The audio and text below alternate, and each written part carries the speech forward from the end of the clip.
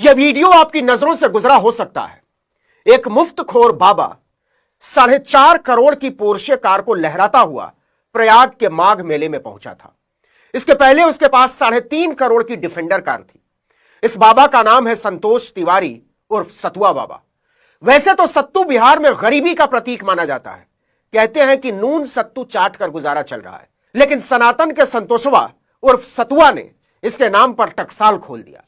उसी इलाहाबाद उर्फ प्रयाग के कटरा, चांदपुर, सलोरी, दारागंज, तेलियरगंज, ममफोर्टगंज, एलनगंज, म्योर रोड, राजापुर के सीलन भरे कमरों में सालों साल रात रात भर दीदा फाड़ने वाले इलाहाबाद यूनिवर्सिटी के AA, PhD, MBA, MCA, LLB, net, JRF, CSIR और ICSSR की फेलोशिप लिए बैठे पोस्ट डॉक्टरेट साल दर साल फॉर्म ही भरते रह गए और सतुआ बाबा ने उनकी बेरोजगारी की छाती पर चढ़कर चिमटा गाड़ दिया। देखो राजा डिफेंडर, देखो राजा हेलीकॉप्टर, देखो राजा लैंड रोवर, देखो राजा क्रूज, देखो राजा पोर्शे। लोकतंत्र को हमने पाताल में गाड़ दिया है। कोई हिसाब मांगकर दिखा दे, कौन सी नौकरी की, कौन सा बिजनेस किया, कौन सा खेत बेचा, किस बैंक से कर्जा लिया। प्रयाग के माघ मेले में इस देश के साधारण लोगों की मेहनत का मजाक उड़ाता शान से इतरा रहा है संतोषवा उर्फ सतुआ उर्फ संतोष तिवारी। नौजवानों की लंका लगी हुई है और सनातन का डंका बज रहा है। या कहिए सनातन के डंके की शर्त ही यही है कि पढ़े लिखे नौजवान, मेहनत करने वाले मजदूर, किसान, छोटे मझोले कारोबारी, नौकरी पेशा कर्मचारी और हाड़ तोड़कर कमाने वाले अपनी औकात में रहें। पहले भी 3.5 करोड़ की गाड़ी से चलता था सतुआ, लेकिन उससे त्याग की भावना बलवती नहीं होती थी, तो थोड़ा और त्याग किया और दुनिया की सबसे महंगी कारों में शुमार पोर्शे खरीद डाली, और उसका भी सबसे महंगा वाला मॉडल पोर्शे 911 टर्बो। यह एक हाई परफॉर्मेंस स्पोर्ट्स कार है। न्यूज 18, NDTV और नवभारत टाइम्स जैसे मीडिया घरानों ने इस कार की कीमत कम से कम 4.5 करोड़ बताई है। इसके ऊपर रजिस्ट्रेशन और उसके ऊपर इंश्योरेंस और दूसरे टैक्सेस। इसके पहले उसके पास लैंड रोवर और डिफेंडर हुआ करती थी, उनकी भी कीमत 3.5 करोड़ रुपए से ज्यादा थी।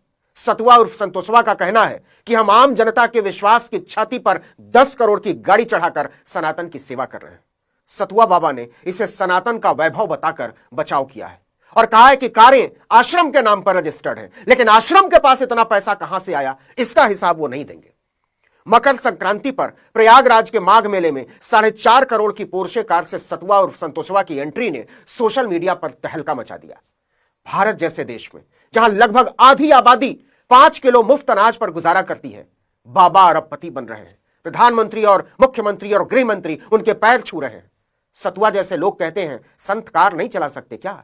यह कैसा संत है जो करोड़ों की कार में धूल उड़ाता है और जनता के बीच माया और मोह से मुक्ति का प्रवचन देता फिरता है? अगर यह संतई है तो फिर अय्याशी क्या है महाराज, विलासिता क्या है, टुच्चापन क्या है? पिछले दिनों सतुआ को प्राइवेट जेट में सफर करते हुए देखा गया था। आराम से पसरा हुआ है। उसके वैभव के आगे मुख्यमंत्री योगी आदित्यनाथ, प्रधानमंत्री नरेंद्र मोदी और गृह मंत्री अमित शाह तक उसके आगे दंडवत रहते हैं। छोटे मोटे नेता पर नेता, सांसद, विधायक, मंत्री का जाने दीजिए। पिछले दिनों आदित्यनाथ उससे मिलने पहुंच गए थे। तस्वीरें हैं उसकी प्रधानमंत्री और गृह मंत्री से मिलने की। आगे बढ़ने से पहले जरा मुसलमानी इलाहाबाद और सनातनी प्रयाग के बीच अय्याश बाबाओं की मंडली पर एक क्षेपक सुनते चले।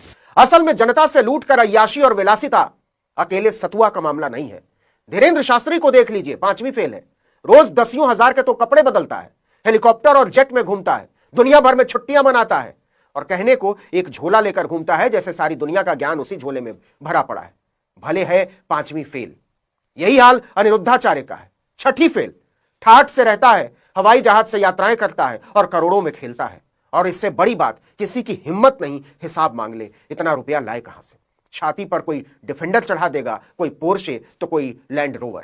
संतोष तिवारी 11 साल की उम्र में पढ़ाई लिखाई के डर से घर छोड़कर भाग गया था। इसके बहुत साल बाद अवतरित हुआ तो किसी बाबा की संगत में आकर संतोष दास बन चुका था। मेले में लोगों को सत्तू खिलाने का धंधा शुरू किया और सत्तू खिलाते खिलाते मशहूर हो गया। अपना नाम सतुआ बाबा रख लिया। 19 साल की उम्र में महामंडलेश्वर, जिसने कभी भी कोई पढ़ाई लिखाई नहीं की, कॉलेज और यूनिवर्सिटी छोड़ दीजिए, स्कूल तक से भागता रहा। बल्कि कहना चाहिए कि जिसका हमेशा पढ़ने लिखने से बैर रहा, वो धर्म की छाती पर हुमच कर चढ़ बैठता है और जगत गुरु कहलाने लगता है। उसका आतंक ऐसा है कि जिले के डीएम तक को उसके लिए आटा गूंथना पड़ता है और रोटियां बेलनी पड़ती हैं। डिग्री मांगने पर अकेले मोदी नहीं भड़कते हैं, रामदेव से कभी डिग्री मांगकर देख लीजिए, लेकिन साम्राज्य खड़ा कर दिया। तो ऐसा क्यों है? यह विशुद्ध रूप से श्रद्धा के नाम पर लोगों को मूर्ख बनाने का, ठगने का मामला है। धीरेन्द्र शास्त्री एक बार नागपुर गया था। वह अंधश्रद्धा निर्मूलन समिति वालों ने कहा हम आएंगे, पर्ची निकालकर बताना हमारी, और नहीं बता पाए तो अंधविश्वास फैलाने के मामले में जेल में डलवाएंगे। रातों रात लंगोट समेट कर भाग खड़ा हुआ। अब सवाल है कि बाबाओं का यह साम्राज्य किसकी लूट के दम पर खड़ा है? तो इसका स्पष्ट जवाब है दलितों, पिछड़ों और आदिवासियों की लूट के दम पर। उसमें भी सबसे ज्यादा दलित और पिछड़े। यह विशुद्ध तौर पर जातिवाद का मामला है। धीरेन्द्र शास्त्री हो या अनिरुद्धाचार्य या रामभद्राचार्य या सतुआ या देवकीनंदन, सब के सब ब्राह्मण हैं। और न केवल ब्राह्मण हैं, बल्कि खुलेआम कहते हैं कि ब्राह्मण सर्वश्रेष्ठ हैं, ब्रह्मा के मुख से पैदा हुए हैं और व्यास पीठ पर बैठकर प्रवचन देने का अधिकार केवल उनके पास है, दलितों, पिछड़ों, आदिवासियों के पास नहीं। ये लोग घृणित स्तर के जातिवादी हैं। और जो अफसोस की बात है वो ये कि संविधान लागू होने के 75 साल बाद भी अधिकांश दलित, पिछड़े, आदिवासी ये मानते भी हैं कि वो जाति पदानुक्रम में ब्राह्मणों से नीचे आते हैं। धार्मिक अंधविश्वास में डूबे ऐसे लोगों की संख्या 50 करोड़ है। अनपढ़, जाहिल, मूर्ख, पाखंडी बाबा और कथावाचक इसी विश्वास का फायदा उठाते हैं। वे कथाएं सुनाते हैं, चमत्कार का दावा करते हैं और भक्तों को उल्लू बनाकर वसूली करते हैं कि हमें पूजने और पैसा देने से, संपत्ति देने से, जमीन देने से तुम्हारा मरने के बाद कल्याण होगा, तुम स्वर्ग चले जाओगे। इस वसूली के नंगे धंधे को दक्षिणा या सेवा का नाम दिया जाता है। यह खेल हजारों करोड़ रुपए का है। उदाहरण के लिए बलात्कारी और हत्यारे आसाराम बापू के ट्रस्टों की सालाना कमाई 350 करोड़ रुपए से भी ज्यादा थी। उसके पास 300 से ज्यादा आश्रम थे, ज्यादातर उल्लू बनाकर हड़पी गई जमीनों पर बने हुए। श्री श्री रविशंकर की नेटवर्थ 1000 करोड़ रुपए से ज्यादा है। माता अमृतानंदमयी की संपत्ति 1500 करोड़ रुपए से ज्यादा है, जिसमें अस्पताल और स्कूल शामिल हैं, लेकिन स्रोत दान ही है। बाबा रामदेव का साम्राज्य तो और बड़ा है। उनकी नेटवर्थ 16,000 करोड़ रुपए आंकी जाती है। ये तमाम बाबा और कथावाचक मोक्ष का लालच देकर गरीब, मध्य वर्ग और अमीर तीनों से पैसा वसूलते हैं।